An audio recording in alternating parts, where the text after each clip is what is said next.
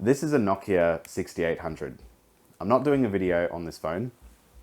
I'm not doing a video about any phone. I just wanted to show you this mechanism where it flips up and you get a full QWERTY keyboard. I just thought that was really cool and I had to show someone. Anyway, I have a LAN party in a few weeks and I realized I'm one machine down because every time we have these, it seems that there's more and more people that are coming to them. A friend has given me this case. There's some pieces in it. I haven't actually given it a good look yet. You know what? Now that I think about it, I don't think this is a Gigabyte case. Did Gigabyte even make cases? I'm just realizing these stickers are all to do with the motherboard that's inside of it. It says Gigabyte powered. I actually have no idea what brand this case is. If I flip it on its bottom, we don't see anything and there's nothing on the back, but who knows, maybe someone out there, it is the internet after all, someone out there knows who made this case. You can see the hardware in here is looking very mid to sort of late 2000s. The fact that there's an IDE cable hanging around, flinging itself around in here, leads me to believe that. We've got a Gigabyte GA EP45DS3L. There looks to be some crap on the RAM slots. Yeah, you see that sort of residue or something on there. It kind of feels like someone's put a sticker on it, so we'll have to see what's going on there. There is no CPU in here, but if I gently open this up, every pin looks to be intact. So I think I might be safe. So I grabbed this CPU out of the pile. It's an Intel Core 2 Quad Q6600. There's this kind of cool hot swap bay, but there isn't the caddy that belongs with it, which is a shame because that would have been cool to have, but that's okay. I might just start with getting rid of this thing. This is an old Firewire card, and hey, it's a Belkin. These are actually really good.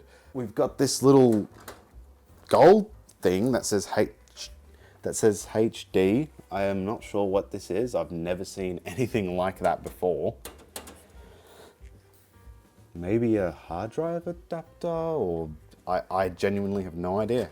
Power supply, what do we have? 550 watts. The brand is Speed. That's interesting. I gotta say, it's really cool that this door still latches. The latches usually break on these types of cases. Handy thumb screw. It's always nice. Oh, and looks like, interesting. These look like sort of easy locking mechanism things. I feel like I've seen this before. I can't remember what case, but oh, that feels like it's gonna break. Kind of interesting. It's like so you don't need to use screws if you want to put a CD drive in. Might just take them out for now.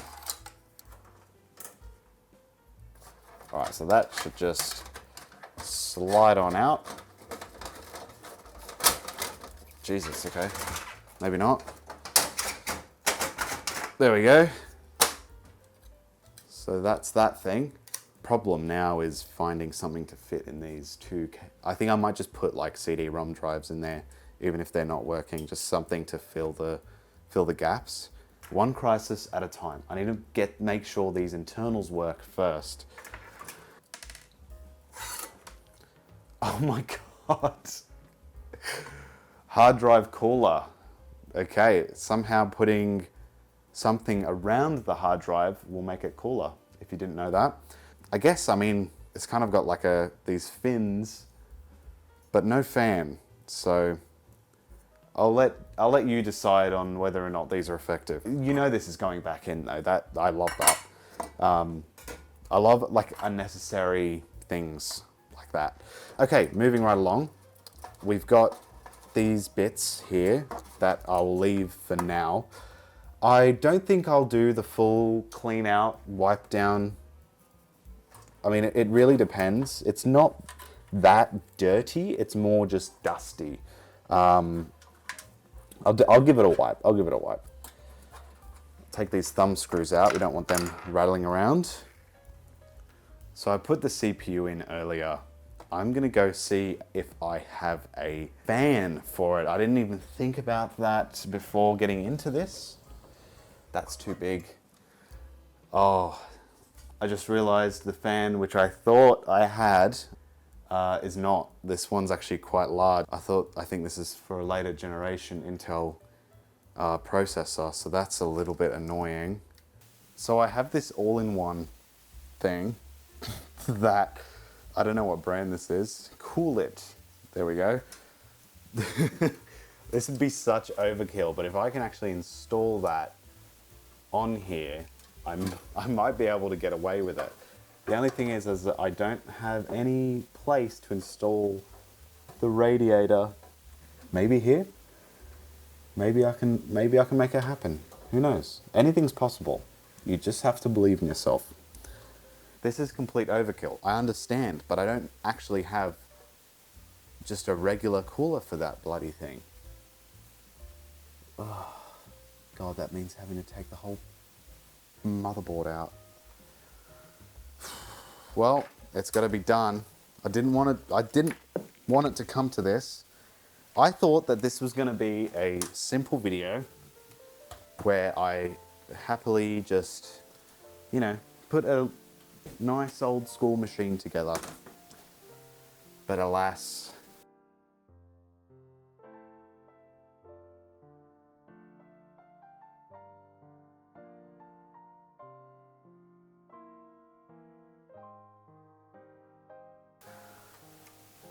Okay, well, that wasn't going to happen. I don't have a cooler for this thing. I don't. That is very annoying. Honestly, for a like Windows XP gaming PC, you don't need more than 2 GB of RAM. What annoys me is when I see on like Reddit or a Facebook group or something, and someone's trying to get XP 64-bit working. You can always tell you're dealing with like a 13-year-old who has no idea what they're doing, because nobody used that version of XP back in those days. I genuinely don't know anyone who used it. Okay, so I'm putting together somewhat of a test bench so I can make sure that all the hardware is good to go before it all goes back in the case. So while I get that going, I'm going to try and source a cooling solution for the CPU, just because this Cooler Master won't fit, but at least it'll let me just rest it on there so we can just see if the motherboard's any good. I pulled this GPU out of the pile. I believe it's a GT210, which is, you know, bottom of the barrel GPU. The only reason why I'm using this, it doesn't require any kind of external power. Just trying to minimize points of failure. Where I can, short these 2 power pins out. Oh. Okay, back on, and then turns off. Doesn't beep or anything.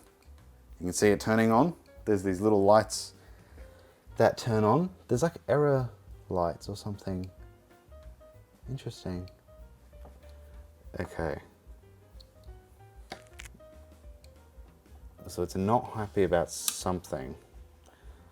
Okay, so I have actually found a matching pair of DDR2. These are two gig sticks, Micron sticks, and these came out of a Supermicro server, which is kind of cool.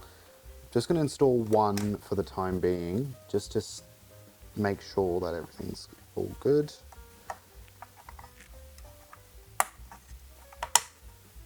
In slot 1. And I'll short the power thing together. Same issue as before.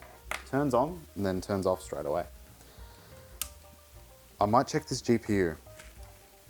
I actually haven't tested this GPU before, so it may as well be the GPU that's not working. Just for curiosity's sake, I'm gonna try another CPU. Okay, so a bit of a downgrade. It's a Core 2 Duo E7400. So, you know, it's one of those things. Just wanted to try it, see if that's gonna work. If not, then I think this motherboard might be toast. Let's do our professional test bench cooling solution here. Just sit that on there, power it up, see if there's any smoke. Same thing. Well, that is a shame, I've got to say. Oh. Oh. Okay. I pushed the GPU a little bit and it worked. I don't know if that has anything to do with it, but now it's booting. Was it the GPU? No, because now I'm rocking the GPU back and forth and it's fine. Okay. What the hell? Okay, so another day has passed and luckily last minute a friend has helped me out and sourced me a cooler, which I've just disassembled because I was cleaning it out a little bit. But this is just a sort of run-of-the-mill stock cooler and fan that usually came with the CPU, and I think it'll be just fine for the one that we're using. Also, I looked at the spec sheet for this particular motherboard and it should support that Core 2 quad that we had in it earlier. So I'm going to actually put it back in because I'm really curious to see if it'll work. Maybe just try it again. It's doing that thing that it was doing before where it's shutting off and turning back on and shutting off and whatever. So don't try that at home, what I just did there. I'm happy with just the stock Intel fan. For a Core 2 Duo like that, it really doesn't matter. It's not going to get hot and we're not going to overclock it or anything like that, so I'm happy with that. So reading I determined that is wrong and this is what doesn't support. Right, there's two versions of this one's ending DS3L, the other ending DS3R are being great. So both on these other two drives, two random drives, not everything now, I'm giving this in. But I've decided to take this build in a slightly different direction. I want to get rid of this crappy 550 watt speed power supply and I'm going to install the black one that I was using on the test bench before, and we're going to put in that 9800 GT. So let's do that.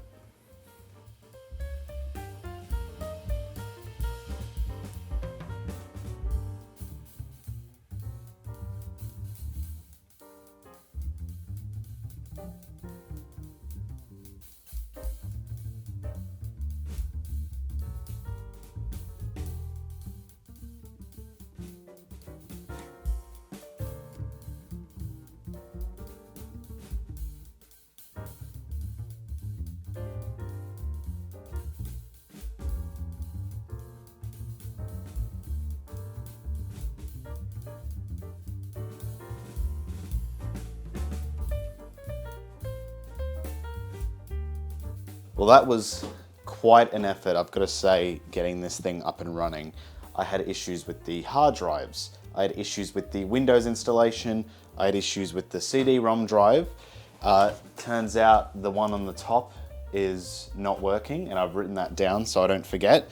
And until I can find a nice black blanking plate or some other kind of 5 1/4 inch accessory for the front, that's gonna stay in there. I also cleaned off the residue or whatever the hell it was from the sticker that was there before.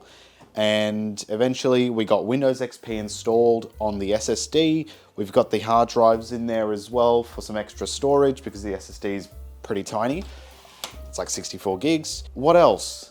Oh yeah, so I loaded it up with a couple of things that we're gonna try out. It just gets to a point when you're filming and everything's going wrong that you're like, okay, surely I can't put all of this into one video or a video because it gets pretty boring after a while. So the moment of truth, well for you anyway,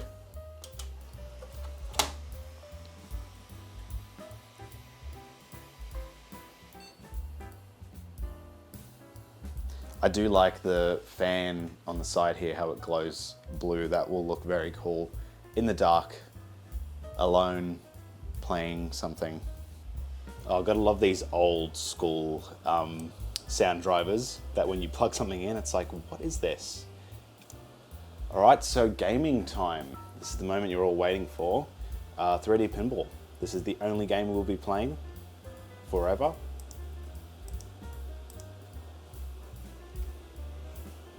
Just kidding. Let's load up Serious Sam, the second encounter. I think this came out in like 03 or 04. Yes, all right, 1024 by 768. Yeah, everything else is fine. Whatever. In the console, you do /dem_b profile equals 1. And then /HUD_istats equals 1. And then what we will do is load up a demo. I like to load up these multiplayer demos because there's a lot more action going on and it's a better indication of performance. And take a look at that frame rate. That's so comically high and ridiculous. I'm sure no one actually has a screen of that kind of frequency, but obviously those numbers are completely arbitrary. It's always a good idea, in my opinion anyway, not when you're benchmarking, but when you're actually playing, to enable VSync. A lot of these older games start to freak out at higher refresh rates and higher frame rates because a lot of animations and physics and stuff like that is tied to the frame rate.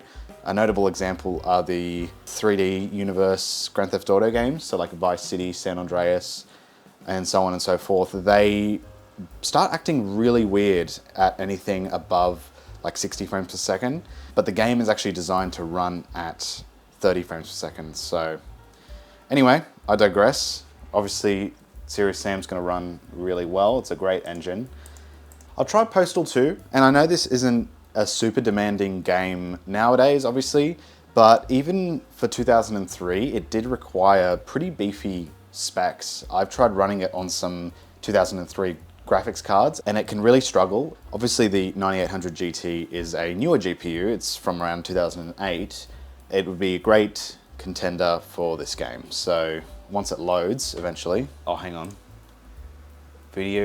Your computer is using old video card drivers that may not work correctly. Oh, that's why it was stuck. I didn't even see that there. If I'm gonna be using this machine with a CRT, it'll probably be at that resolution, if not 1280 by 960. But I feel like 1024 by 768 is a good all-rounder. I'm just gonna hit enter. Yeah, that works, okay. We'll go into performance and adjust things manually, and I wanna pump this up. Yeah, that is looking good, I gotta say.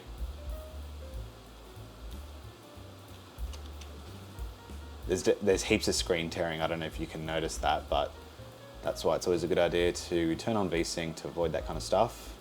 This game is so ridiculously violent. You either get it or you don't, I think. And yeah, it's definitely one of my favorite games. All right, let's quit that.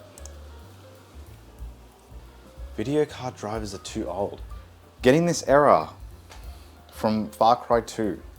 Maybe I should just update them. I'm sure they're the latest ones. Can't skip the intro. Pop that. I've actually never played Far Cry 2 or actually any Far Cry game. I have yet to do so. I will one day. I don't even know what it's about, but I promise one day I'll get around to it. I mean, just off the bat, it's looking really smooth. I'm gonna pump up the anti-aliasing to 8 times, and I'm gonna go very high. Let's go very high for overall graphics. This is a 9800 GT after all. Should be able to handle it. Now I'm starting to see, yeah, that is not as nice. Okay, I'm just gonna go back again and bring down the anti-aliasing. I have a feeling it was the anti-aliasing that's causing the choppier frame rate. Yeah, it's a bit better, but I think I'd prefer it a little higher. Looks like I got too excited. I'm sorry. I mean, I have no idea. I have no frame of reference for this game, but I mean, I think it looks okay.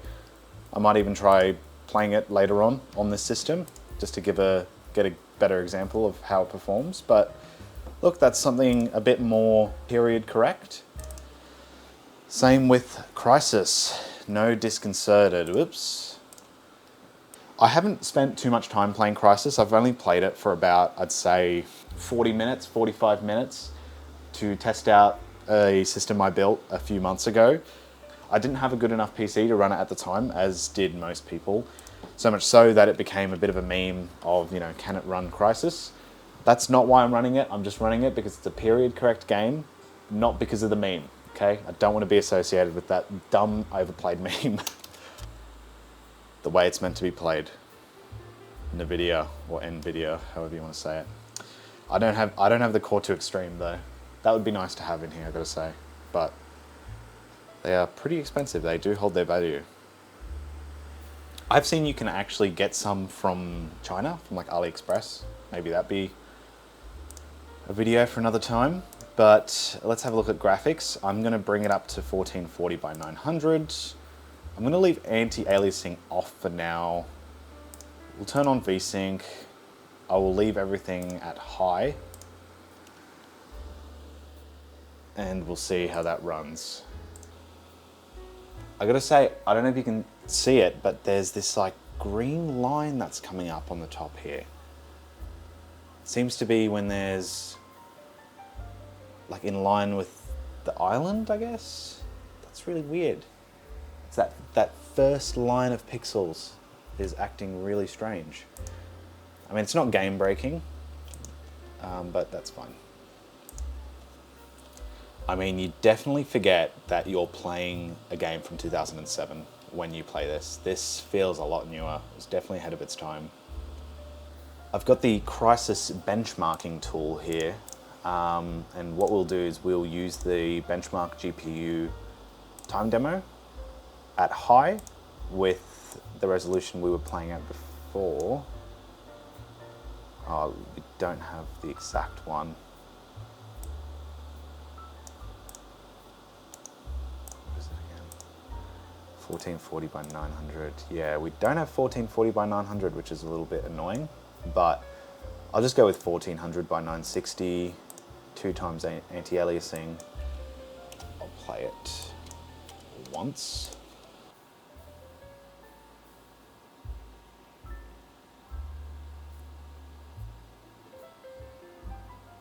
So yeah, this is the GPU benchmark time demo that comes with the game. Looks like we're averaging around 30 frames per second, give or take.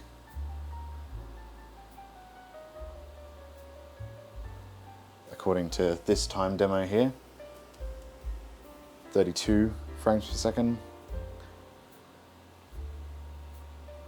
I'd say we're probably held back by the CPU a little bit as well. We are running with the, what was it again? Core 2 Duo E7400, not an amazing CPU by any stretch of the imagination. But if I bump down the resolution a little bit, we'll go to 720p. I'll turn off anti-aliasing and we'll just run it again. We'll leave it as high graphics settings.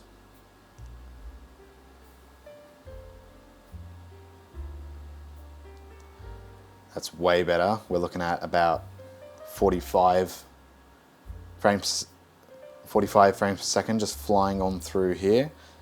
So far, average 43, 42, 43 frames per second. So not too bad, but yeah, I think just having a better CPU and maybe reducing the quality a little bit will help in bringing up that frame rate. But then again, Crysis isn't a game that I'm super familiar with in terms of performance and optimization or anything like that. So I'm kind of going in blind with this one. It's my first time using this benchmarking tool as well. All right, what do we have next? Saints Row 2, another game from 2008. So around the time that this GPU was new. This game was a port from, I believe, the Xbox 360 version, so not amazing. It is just as bad, if not worse, than the Grand Theft Auto 4 port that came out around this time. I did want to try Grand Theft Auto 4 on this machine, and I'm sure it would run. It's just kind of a pain to install on an older system. You have to do all sorts of weird trickery with the DRM, and I mean, I could go and sail the high seas or whatever and find a version that doesn't need all that, but I really can't be bothered just for this test. So Saints Row 2 it will be, the poor man's Grand Theft Auto 4, which is really great, by the way. You can get it on GOG, and the GOG installer just runs straight on Windows XP. And yeah, look at how awful that's running. I do believe there's a way you can get around the frame rate limiter, but then you start to get all sorts of weird glitches and things, because a lot of this game, again, is tied to the frame rate, such as the physics and animations and that sort of thing. But yeah, I guess in 2008, a lot of gamers just sort of dealt with these crappy ports. Call of Duty Modern Warfare, the original, not the remastered one. This is definitely one of my favorite games, and I beat this game for the first time running it on an old iMac, which is what my main PC was back when this was new. So if it can run on there, I'm sure it can run on here. So we'll just go normal and everything on here. We'll go 1440 by 900. Yeah, I mean, that is looking fantastic. There is a bit of screen tearing, so might have to look at enabling VSync. No.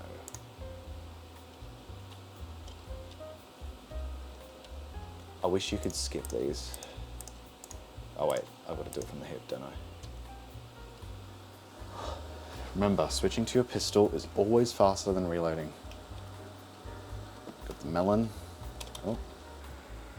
While we're on the topic of Call of Duty, I thought I would try something a little bit newer. This is the first Black Ops, which came out in 2011. So a couple of years after this system, oh sorry, 2010, my bad. A couple of years after this system been like pretty hot. So let's just go with automatic. We'll go high. Yeah, we'll just leave that as it is. Oh God, yeah, okay.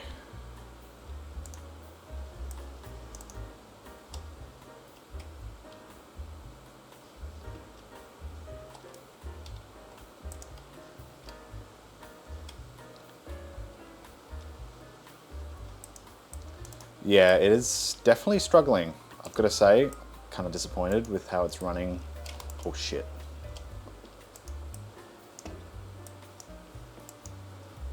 This is not my best work. I'm sorry if you think that if I suck at this game, but yeah, it's running quite a bit better now, I've got to say.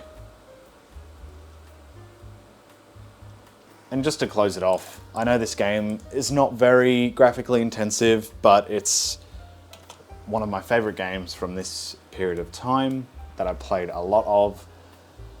It's the original Portal. This is actually the latest version. You can copy the entire folder over from Steam, and there's no DRM. You can just run it on anything, which is really cool. If we go into video, we've got max resolution. We'll pump everything up to its maximum. Let's go pump it up. VSync on, no motion blur. Cool, let's do this. And it is running really smooth.